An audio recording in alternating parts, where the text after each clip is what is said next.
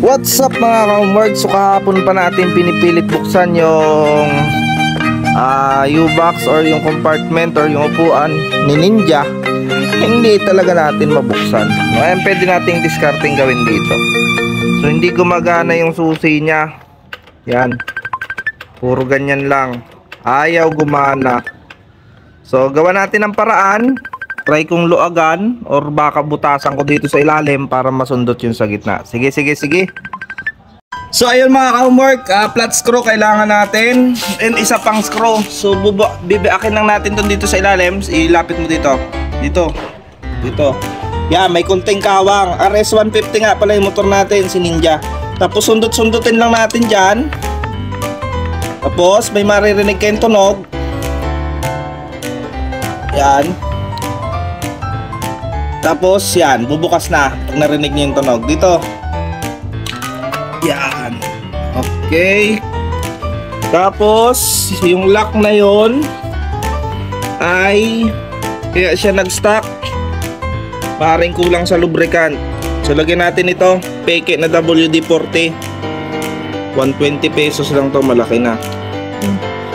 Bugahan natin. Hindi ko alam kung bubukas ulit ito.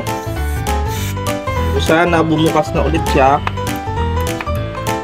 Oh, ayun oh, ayaw na ulit bumukas oh. May sira ata talaga to. Ayun oh. Sira na. Ano pa yung remedyo dito? Baka yung spring kumalas. Kaya ayaw na sumunod ng susi. Sige mga ka-homework, mekaniko ang kailangan nito. Sadya pala siyang masikip. So pag sinusi mo, sadya malang malaag. So pag nag-lock yan, okay pa naman. Yan, nakalock na yan. Then pag sinusi mo, ala, ayaw talaga, nagpaloko talaga.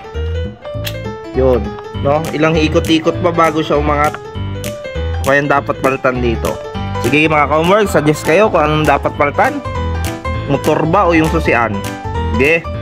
Yung bakal na yun mga ka-homework, yun yung inangat at sinundot natin. Kailangan natin siyang sundutin para umangat. Okay, susundutin mo siya dun sa ilalim.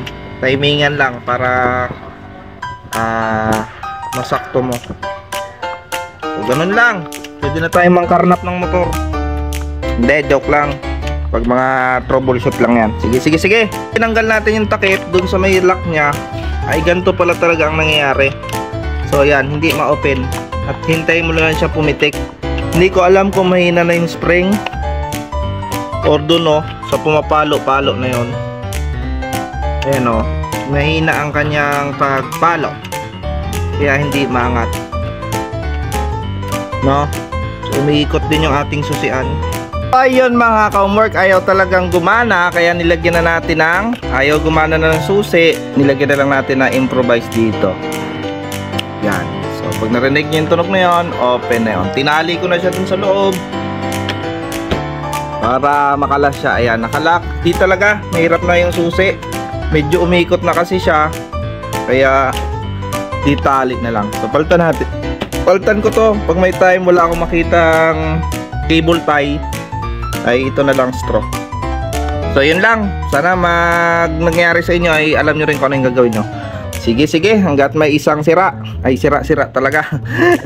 So straw muna. Sige. Ala, anong nangyayari? Umuusok. So ayun, nalaman ko. Inisprayan ko ng ganito yung tambutso nya. Di nung uminit, andito palang singaw sa may pinaka ano nya, ano, dyan mismo. Duda ko kinalawang na yung dulo nyan. Wala namang butas ang tambutso, dito talaga siya. Kaya singaw ang tunog.